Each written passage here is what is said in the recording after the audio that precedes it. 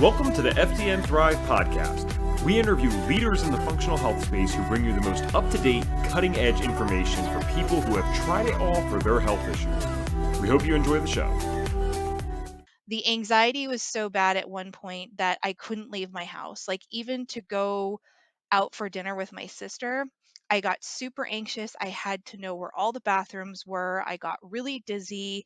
And there's been a lot of times, if you talk to my sister, she would tell you we never got to finish a meal because we'd get there and I'd have a panic attack and we'd have to leave.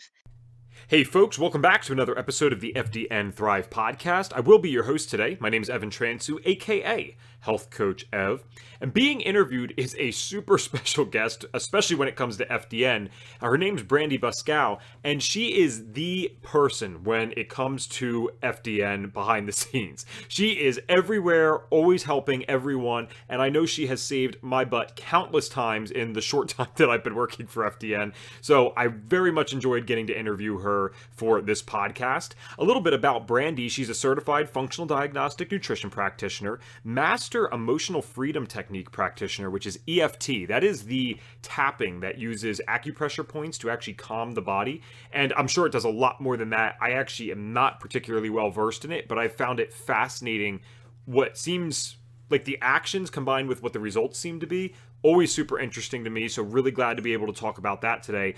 And she's also a board-certified functional wellness coach. Now, she specializes in helping and empowering women to feel like themselves again.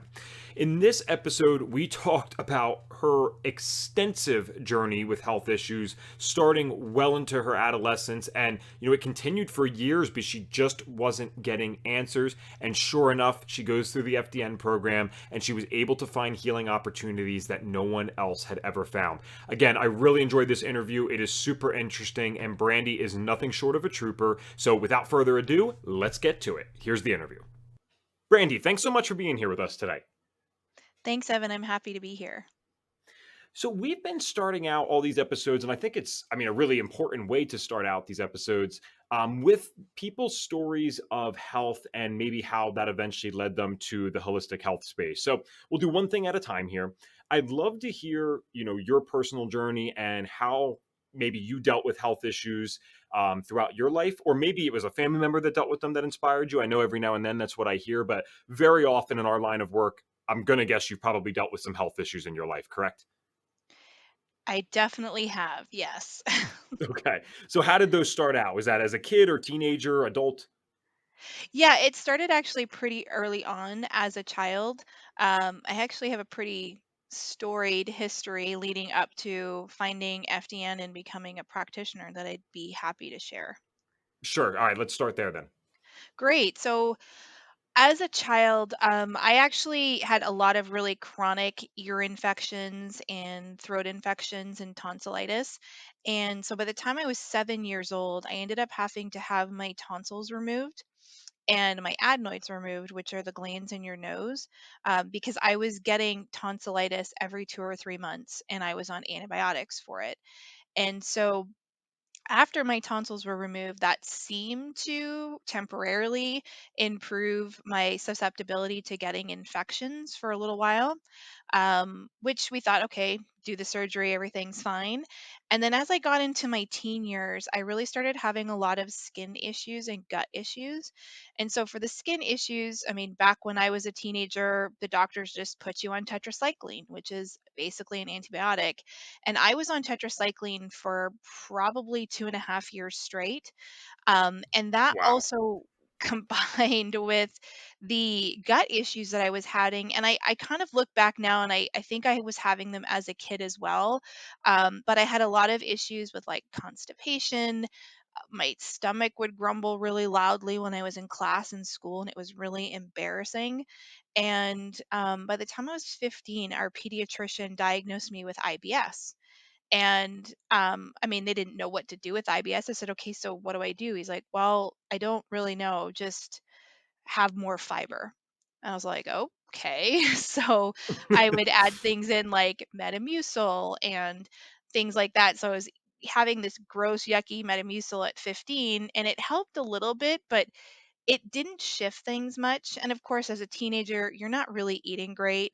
And it just, it was just I kind of just decided that this was how my life was going to be, and I was just going to have to deal with the digestive issues and the skin issues. But it came to a head when I was about 21, 22. The skin issues and the gut issues progressed to really severe anxiety, and the anxiety was so bad at one point that I couldn't leave my house. Like, even to go out for dinner with my sister, I got super anxious. I had to know where all the bathrooms were. I got really dizzy. And there's been a lot of times, if you talk to my sister, she would tell you we never got to finish a meal because we'd get there and I'd have a panic attack and we'd have to leave.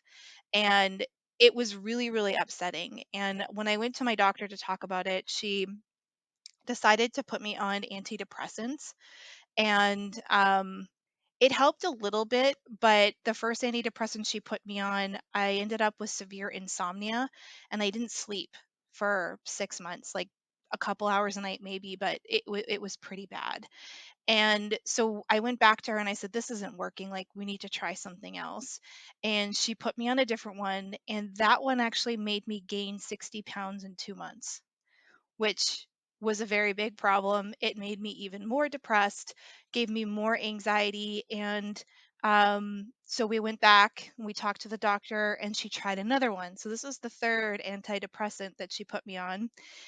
That one lasted a week and a half. Luckily and thankfully, thank God, I worked for my dad and I came into the office and I was just crying all the time. And my dad said, "This isn't normal. Like, this is not you." And he actually drove me back to the doctor. He never would have done that. That was always my mom. And he drove me back and he said, "Something's wrong with my daughter. This is not right." And the doctor honestly looked at me and said, like, "I'm really sorry. I don't even know what to prescribe you. I'm just giving you what the pharmaceutical reps are telling me works, and these aren't working for you." And she almost cried with me in the office as well. And she finally put me on the final antidepressant, which was Paxil, and that one did work. And I was on that for 9 months. And the problem with the Paxil was that after a while, I was numb to everything. So I'm normally a very compassionate person. I can watch movies and cry and, and things like that. And I felt nothing. I felt no emotions. I didn't feel anything. I slept great, but I had no emotions. And I realized that that was just not normal for me. And I didn't like how that felt. And luckily, I had a really, really supportive grandmother who at the time was seeing a naturopath and an herbalist. And she brought me in with her, and we talked to the herbalist and we talked about ways to help me maybe get off this medication and alternative ways to help me. And they talked about herbs, so things like passion flower and amino acids like 5-HTP. And so I went to my doctor and I said, "I don't want to be on this medication anymore. It doesn't make me feel good. I want to try these herbs." And luckily, she agreed. So I just want to give a shout out to that doctor because that does not happen very often. But she agreed, and I weaned off of the medication with the help of the herbs. And it was a pretty rough road for a couple of months. The withdrawal on those medications is pretty scary. But I did get off of them. And that really started to open my eyes about alternatives to just regular medicine and things that you can do instead in your lifestyle and herbs and other things that can help with those issues. So I'll take a breath there in case you want to jump in. There's definitely more Sure. after that, but that's the beginning of it. I definitely have a few things. So I appreciate that. When is the same doctor that was open to using maybe some of the herbs or whatever, was that the same one that said, "Hey, basically, I'm just doing what the pharma reps are telling me, works"? Yeah, she was. And to be honest, she's one of the best doctors that I have ever had. And Mhm. she treated our entire family. And I think that was the reason that, we tried so many different things. And my dad had brought me back, which wasn't normal. I think it was 23, and he brought me to the doctor. So she knew what she was doing wasn't working, and she felt helpless. And so she was willing and open to try anything to help me feel better.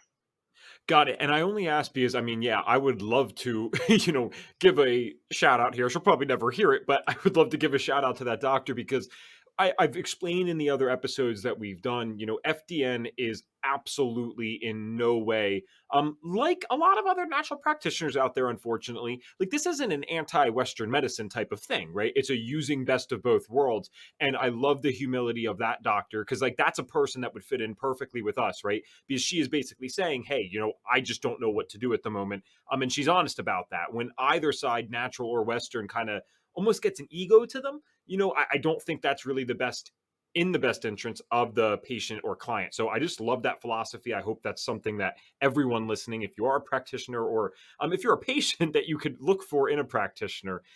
Really cool stuff there. The other thing is too the tetracycline for 2 years. I mean, was there side effects that you were able to contribute to the tetracycline for being on it that long, or did you just have so many other health issues going on that maybe it wasn't as clear that it's happening because of the antibiotics?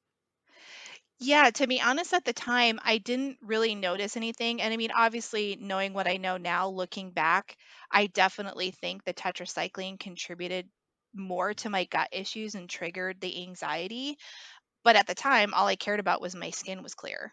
So Right. I Yeah. was okay with it and I just kept taking it.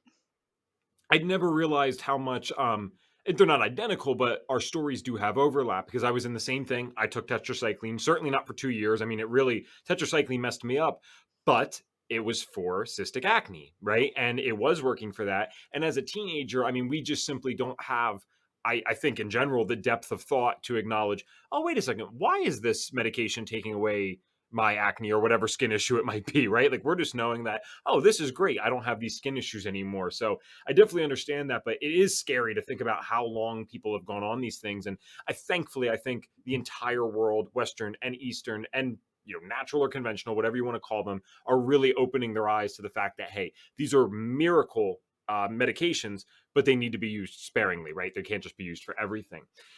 The other thing that I wanted to get to before we kind of transition more into your journey in natural health is, was there, and we don't have to go into too much detail here if there but was there something going on in childhood that led to these issues? Or are you one of those people where, you were getting sick, but it didn't really make sense? Like, you didn't understand why? I don't think there was anything in particular. I just honestly looking back, it was based on the diet. My parents were both really young. So they were 20 when they had me. I was their first child. They had four kids. My dad was working his way through trade school. So we didn't have a lot of money. And at the time, I mean, it was early 80s. So I'm disclosing my age a little bit, but it was the early 80s, and so they bought what they could buy, like Kraft Dinner and white bread and 2% milk and things like that. So I really think it was just a matter of my diet and knowing what I know now. I was probably born sensitive to several of those things, and I think that's what triggered the illnesses when I was a child. Okay, got it. And I think that's really important for people to hear because I'm always very clear to specify, especially when we're getting into the mental health side of things. I mean, clearly you had some physical health issues going on as well, but the mental health side of thing gets a little sketchy. And I like to be clear between what I would call circumstantial versus non circumstantial issues, right? So, circumstances are like when we have a trauma in our life, and okay, I wasn't depressed or anxious before this happened, and now I'm dealing with it. But there are a lot of people out there, just like you and I, who dealt with these things. And I'll be honest, I mean, I had not only a good life, I'd consider it a blessed one. It's like you couldn't really ask for much more. Why am I having panic attacks, right? Why am I dealing with major depressive disorder? It just didn't seem to add up. And I think this is where we get into really important information for people so that they can hear that there is hope for those types of issues as well as the physical things that you listed. So, you got into some herbs. Maybe that's how, like, you dipped your toes in the natural side of things. And I always love hearing what the transition is for people because it's very unique to them. It's like I read a diet book or I heard this doctor talk about this stuff. So it's cool that that's how you got into it. How does trying a few different things end up leading to finding FDN? Because that's a pretty big leap, because FDN is a pretty advanced program in my opinion. Yeah, for sure. So after that experience of being able to get off the medications with the herbs, it I've always been one of those people where I love to learn. And so I started spending more time looking on the internet, which at the time was like really slow and there wasn't a lot of information. But I started to look for ways that I could do things in with my lifestyle to make improvements. So, I did a lot more things with self-care and mindfulness and trying to find foods that worked for me. And I found as long as I was staying calm and trying not to stress out and slowly working on myself that I felt good. And that worked for a while.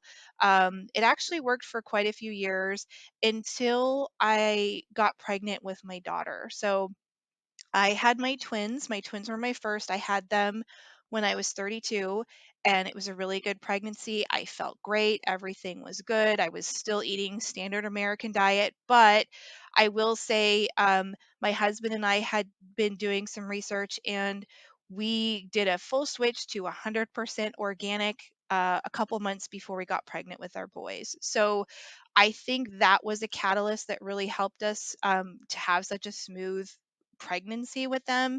We were eating a lot of great foods, and we did continue to do that after I had the boys. We gave them all organic. We ate organic as much as possible.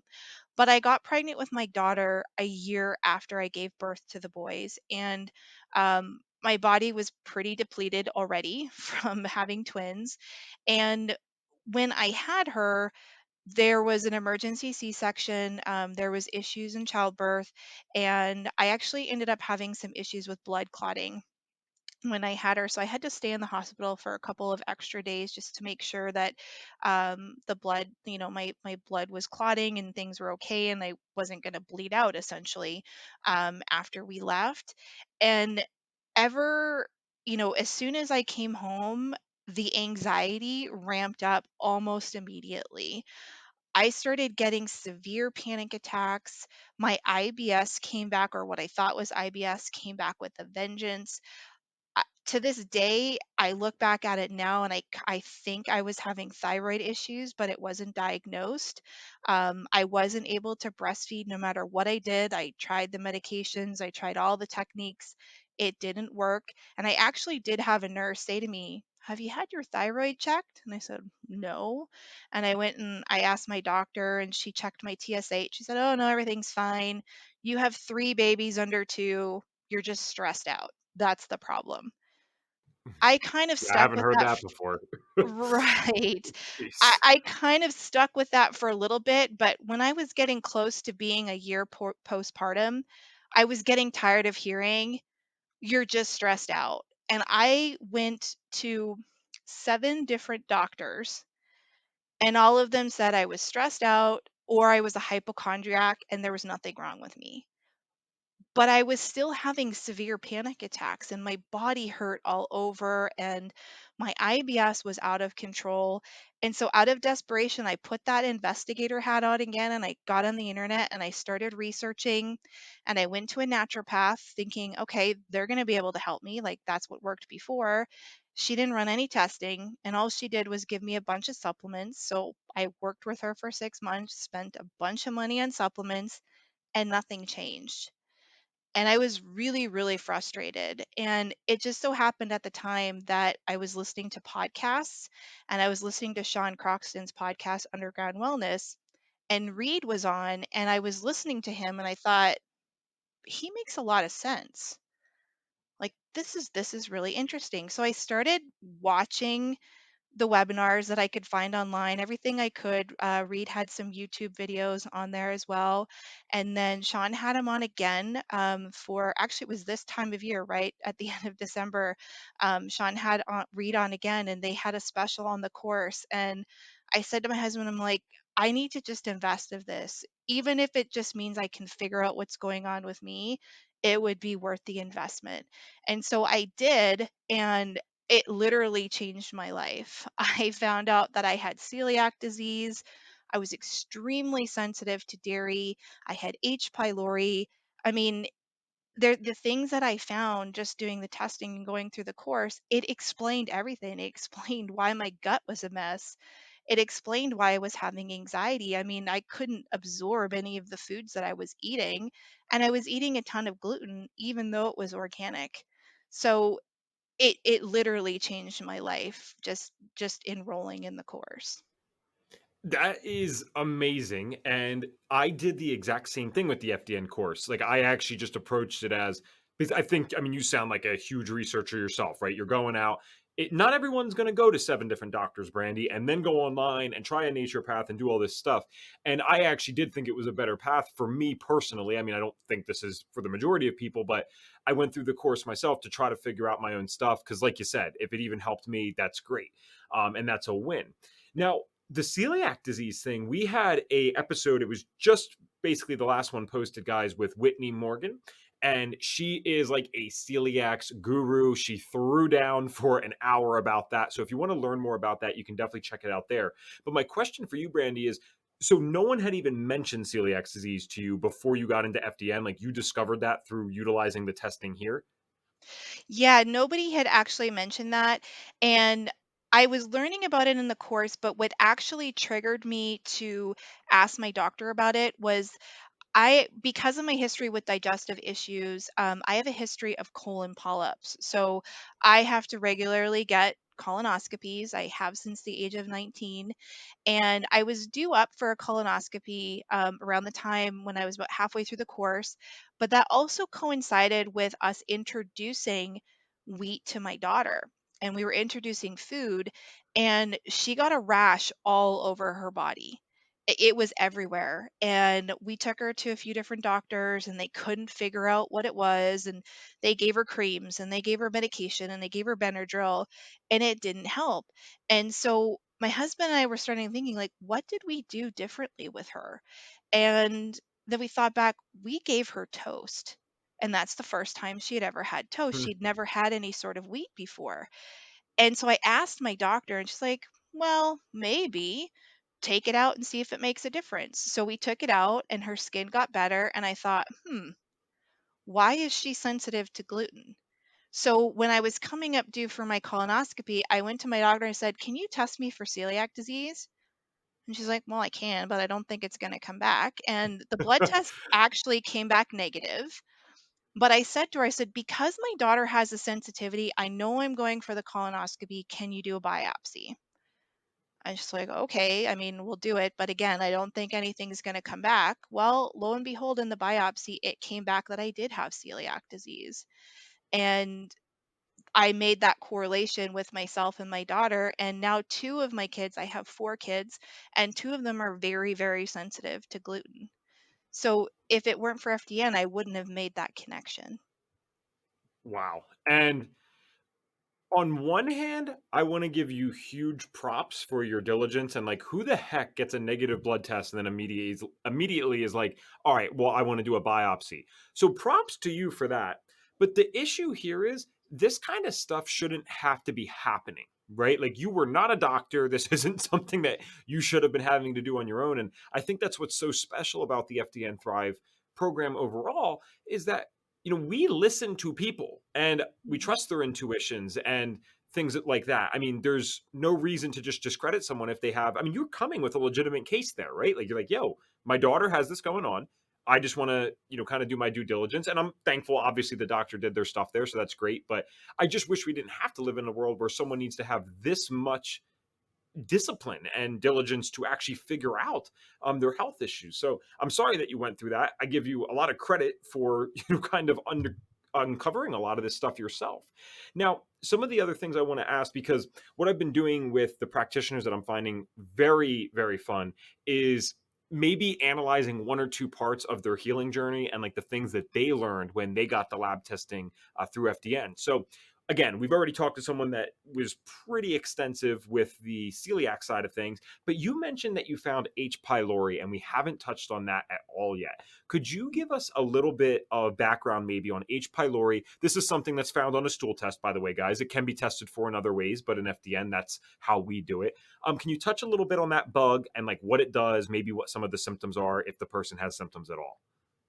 Yeah, for sure. So H. pylori is actually a pretty common bacterial pathogen found in the stool.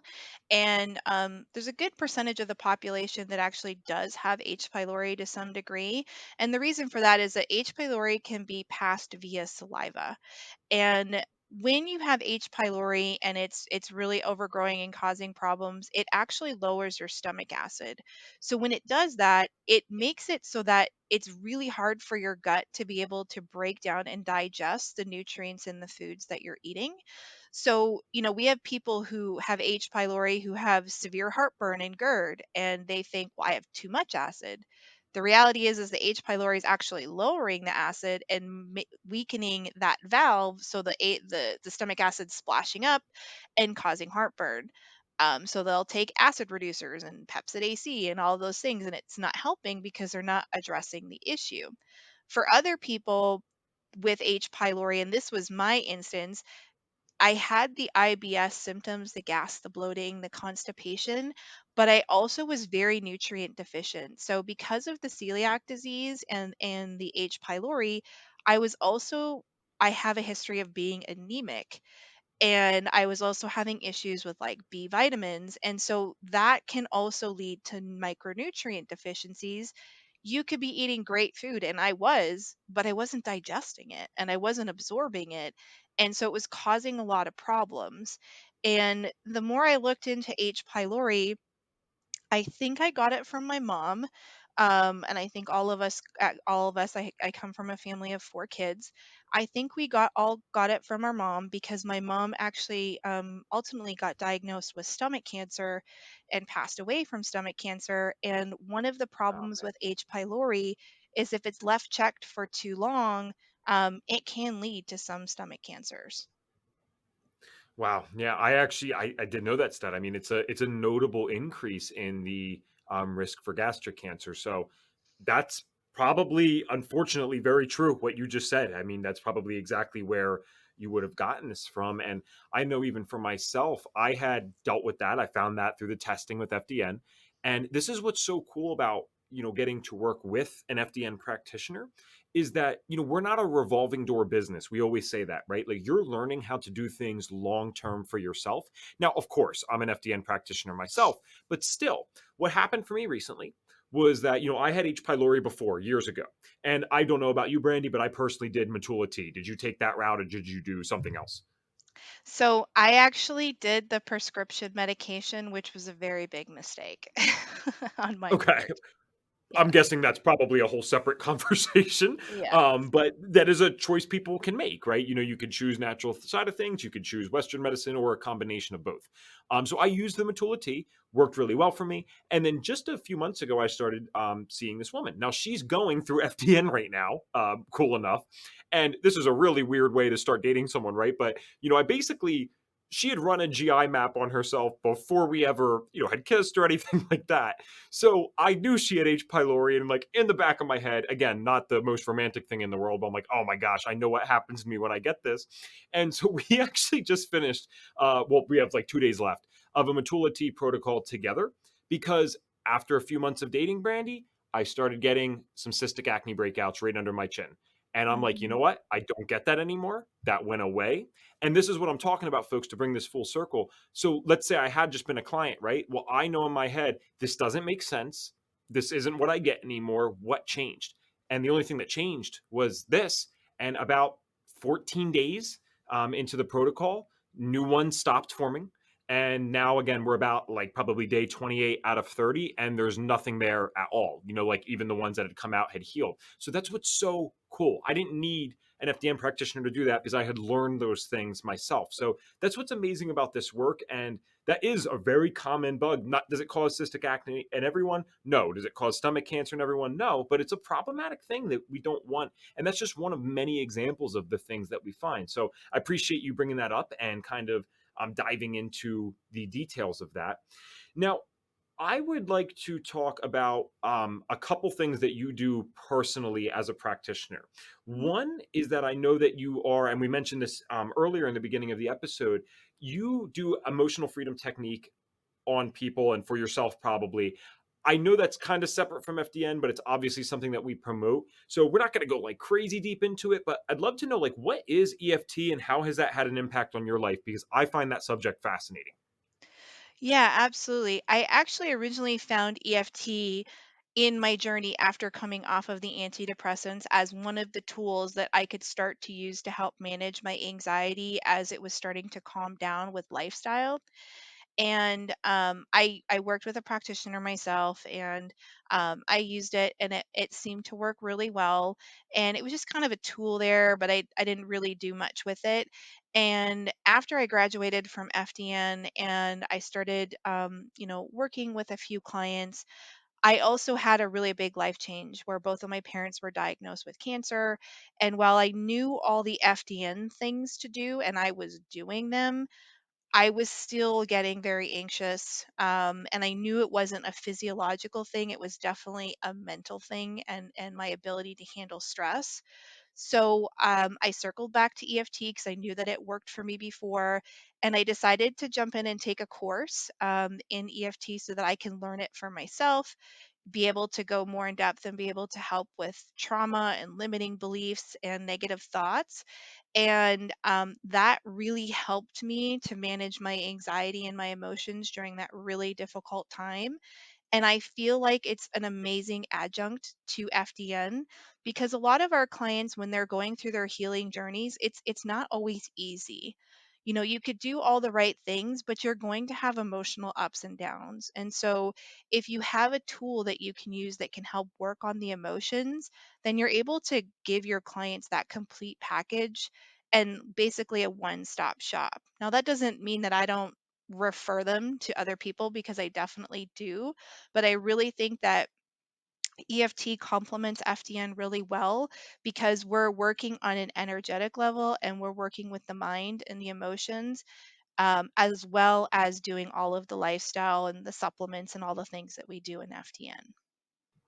Okay, cool. I think that's a really important thing for people to know. It's something that I want to dive into eventually. I mean, I just find it fascinating because that is, correct me if I'm wrong. I mean, emotional freedom technique is the technique that involves like the tapping on the different body parts, correct? Yes, it's essentially, we call it the emotional acupuncture. So we're not using needles, but similar to acupuncture, we are tapping on different meridian points in the body that allow basically the chi or the energy to flow. And when you have negative emotions or traumas or beliefs, your energy can get stuck. So with EFT, what we're doing is we are focusing on the problem while tapping on those acupressure or acupuncture points, and we're kind of massaging or allowing that energy to start to break up and release and leave the body. And so EFT works really well. It's really non-invasive, and the nice thing is you can do it anywhere. Right. I think that's so cool. I've heard that a lot when I was trying to get over my fear of flying. I was being taught that stuff and I didn't know anything about it. So I'm like, oh, this doesn't work. And now I'm like, oh my goodness, I wish I had focused more on that because, first of all, I know the validity of acupuncture. My acupuncturist is phenomenal. And the things that he can do and make me experience in my body is just proof enough for me. So I love that there's this non-invasive because the needles are scary for a lot of people, a way to do this that you can do just about anywhere. So thanks for giving us a little more explanation with that. Now, again, I wanted to talk more about you and what you do. Obviously, as an FDN practitioner, I mean, you actually have a huge role in FDN. I mean, you are doing so many different things. You wear a lot of different hats there, but you also take on your own clients and work with individuals when you can. And I've been asking our practitioners, I mean, I think it's just amazing to hear about the personal stories, but there's also something really cool to hear about when you can give that to someone else. So I would love to know maybe like what is one huge client success that you've had where, maybe this person was in that similar boat, at least conceptually that we're talking about, right? They're in this cycle of trial and error, they're going to different places, and then all of a sudden they're working with you and you were able to change things around. I'd love to hear a story like that. For sure. So I've worked with a lot of women who are dealing with issues with infertility, and they've gone the IVF route. They've tried all of the conventional medicine, and a lot of it has failed. And they've basically been told the only way you're going to have a baby is through IVF or a donor egg. And when you have somebody coming to you like that, they're already pretty defeated. And so the amazing thing that I've been able to discover is that all of these women, when you actually sit down and talk to them and you say to them, okay, we need to ask the question, why is it you can't get pregnant? What is the underlying issue? And for all of them, it's a different trigger. But just by applying the FDN principles, we can discover food sensitivities. I've had one client who all she did was do the food sensitivity test and change her diet, and she got pregnant. It was that simple. For others, we did a stool test and we found multiple parasites and bacterial infections. And so it took a little bit longer, but we worked on all of those things. We worked on the lifestyle, we worked on mindset with EFT. And when they came out on the other side, they swore that they would still not get pregnant, but they did because we worked on all of those things. And I've really, really enjoyed working with these women, and I'm actually starting to transition more to working with women postpartum because that's where I'm really passionate. I have a lot of experience there, and that's where my big journey started, where I found FDN is, my postpartum period. So because I can resonate with what it feels like, I love working with women from that perspective as well because there's so many things that we can do. And when you empower a mom, she's going to be able to also help her kids and her husband. So you're impacting more than one person when you work with a mom.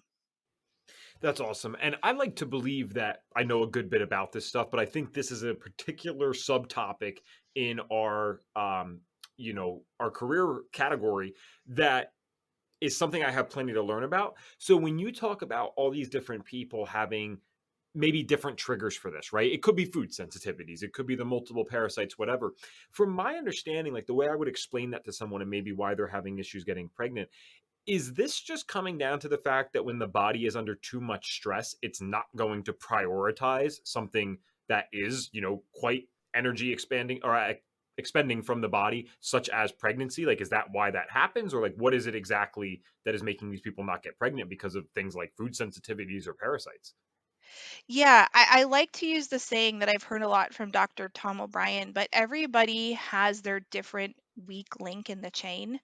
So for me, when I had gluten, it did not affect my fertility. In fact, my fertility was amazing.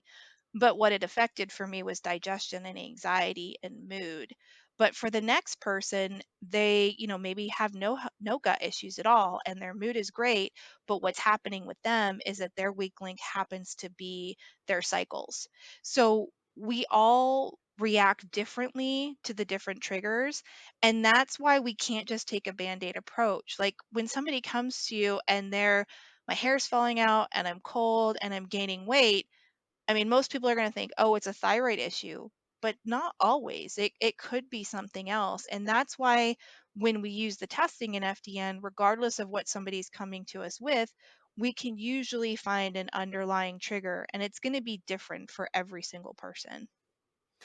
I agree very much. And, Reed Davis, the founder of FDN, had always talked about, these core labs that we utilize and we promote so much. I mean, that's going to help 80+% of people, like significantly, right? And then maybe there are those small little percentage that might need an additional thing here or there. But I mean, you can cover a lot of stuff by running the basic lab. So I think that was a good explanation. I think that makes sense even to the average person that's listening to this, maybe not in the health space, because I don't want to go off on a side topic here, but it does scare me a lot when I'm seeing hormone tests and they're from 25 to 30-year-old women, and things like their progesterone are very low. So for those out there, it's like progesterone is, progestation. Like you need this. You don't want this to be low, especially not in a 25-year-old woman. You can't say for sure whether or not that's going to, uh, you know, prevent them from getting pregnant or something, but you can put your money in a good place, right? You could say, hey, that's a good bet that they're going to have some kind of issue. So this is a major problem. I can't even imagine. I've never tried to have a kid myself, that's for sure. But I can't even imagine the emotional thing that comes to people when they're trying to experience this wonderful aspect of life and they can't do it. So I think that's amazing that you're out there helping people do that. And of course, our work is indirectly doing that in general. Just really quick before my final question for you, if people are interested in you personally, where can they find you, Brandy? Yeah, I think the best way for them to reach out to me is to just send me an email, and it's really easy. It's info@bbhealthcoaching.com. bcfwc.com. If you reach out to me there, I'm happy to talk about FDN work or just working with EFT and working on emotions. I take on all kinds of clients, so I'm happy to talk to anybody who wants to learn more. Awesome. Again, that's info@bbhealthcoaching.com, just for those that missed it. I think that's super easy to remember. I like that. All right. My final question for you, and this has become the signature sign-off question for the FDN Thrive podcast, at least for our practitioners. And I think this is going to be really fun to compile all of these one day. But I know this is a hard question because, FDNs think of things pretty in depth. So we have like a but kind of mentality. So just humor me with this. If you could make everyone in this world do one thing for their health, what would you make them do? Wow, that's a good question. I think I would say stop and smell the flowers, stop rushing around, be gentle with yourself, stop putting so much expectations on yourself. If we can just stop for a second and take a deep breath and just be thankful for the things in our life today, it can go a really long way in how we look at things going forward. I could say all kinds of things about diet or remove this from your diet and all that, but I think that's one thing that we've really lost is the ability to just stop and take a deep breath and just appreciate the day for what it is. Even if it's the simplest thing, like I got to go outside and the sun was shining on my face. Mhm. Something simple like that can really have a big impact on your mindset. And I love that you said you could have answered with so many different things, related to diet or whatever. And quite frankly, so far, that's what people have done. And it might even be what I would do if I was asked that question, to be fair. However, the more I should say, the longer that I've done this and been involved in this space, and it's been several years now, it's been a fraction of my life personally, the more I'm realizing that there is this weird little category of individuals, and they're the people that are 80, 90 years old. They've been smoking all the time. They watch TV all day. They do these things that should be the total antithesis of health. But you know what they are? They're relaxed.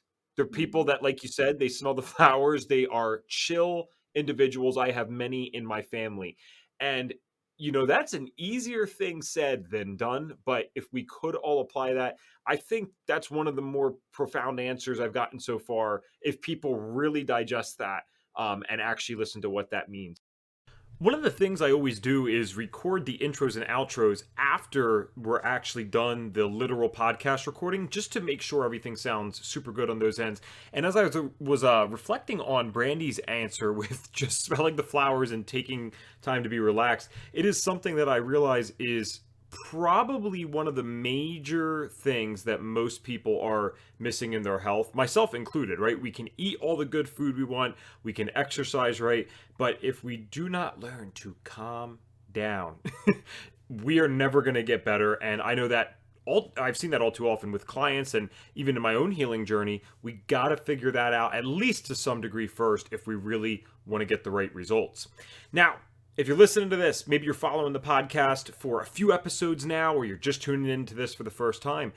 These stories are ones that I appreciate so much. I mean, Brandy has dealt with health issues for, decades before the time she really got the help she deserved. We have a program where you don't have to do that.